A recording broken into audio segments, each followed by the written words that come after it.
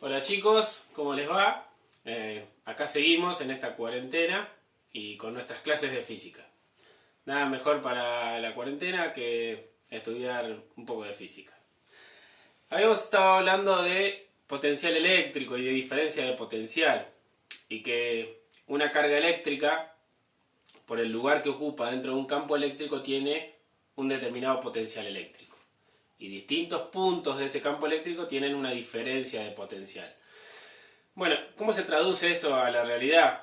Bueno, yo por ejemplo, acá tengo un dispositivo bastante rudimentario, que si lo que ustedes pueden ver acá, lo que tenemos es una diferencia de niveles en estos dos líquidos.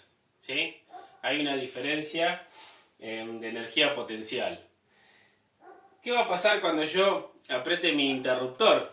Bueno, si yo aprieto el interruptor, como podrán ver,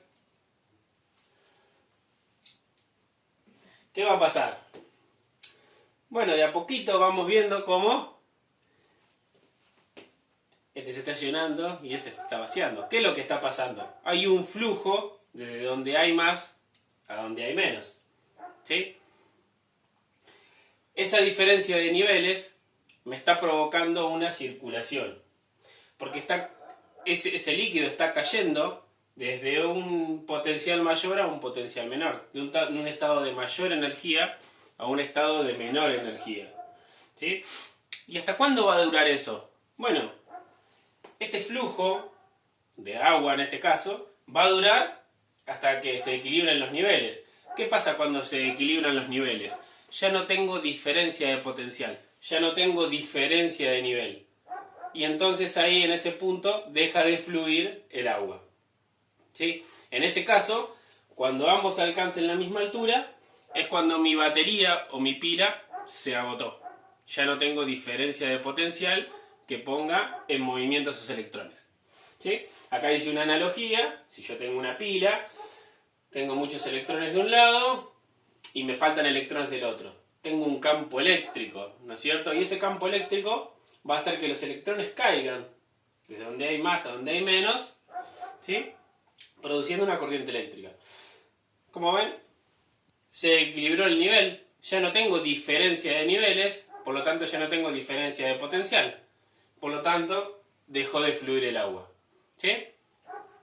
Esto, si lo comparamos, acá tengo una batería, la cual tiene una diferencia de potencial de 12 volts. ¿Sí? Entre el negativo y el positivo tengo 12 volts de diferencia de potencial. Y cuando yo conecte el positivo y el negativo, si yo lo conecto directamente, los electrones van a pasar. Pero van a pasar a las chapas. Y eso no es bueno. Ya vamos a ver por qué. En cambio yo le pongo una lamparita en el medio. Y eso me va a evidenciar cómo fluyen las cargas eléctricas.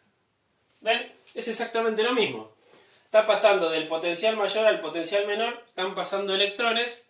Y en el camino están encendiendo una lamparita. Están realizando un trabajo.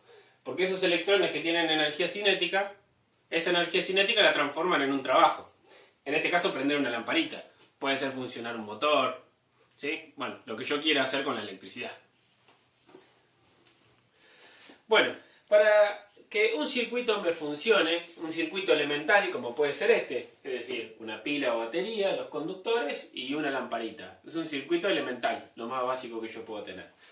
Pero todo circuito requiere de las mismas cosas. Para que todo circuito funcione necesito, bueno, una fuente de alimentación, ¿sí? Puede ser mi pila, puede ser mi batería o puede ser los agujeritos del enchufe.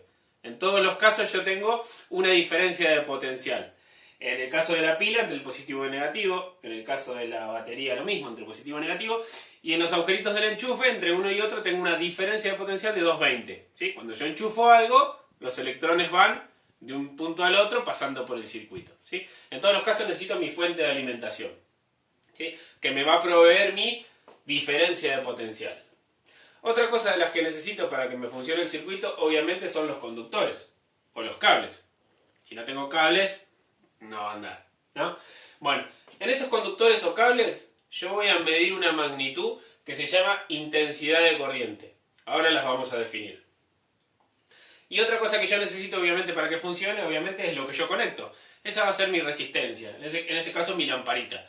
Todo lo que yo conecto a mi circuito, ¿sí?, se lo llama resistencia, porque le ofrece una resistencia al paso de los electrones. Los electrones pasan a través de un aparato, realizan un trabajo y es como que se cansan de hacer ese trabajo.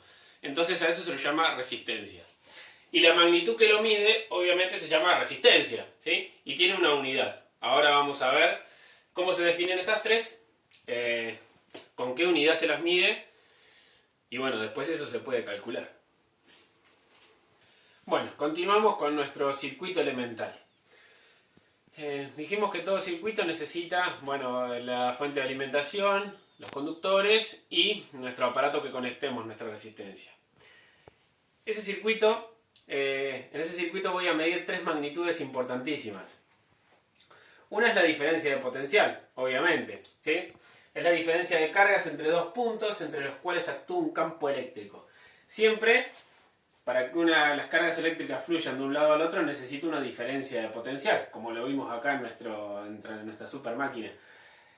Siempre que hay una carga eléctrica moviéndose, es porque hay un campo eléctrico que la está empujando, ¿sí? Siempre. Si un electrón se mueve, es porque hay un campo eléctrico de atrás que lo empuja, ¿sí? Bueno, y ese campo eléctrico necesita una diferencia de potencial, ¿no? Una diferencia de nivel para que eso ocurra. Bueno, eso lo voy a medir en volt, ¿sí? Como ya sabemos. Y esta es mi diferencia de potencial. Y la voy a medir en volt.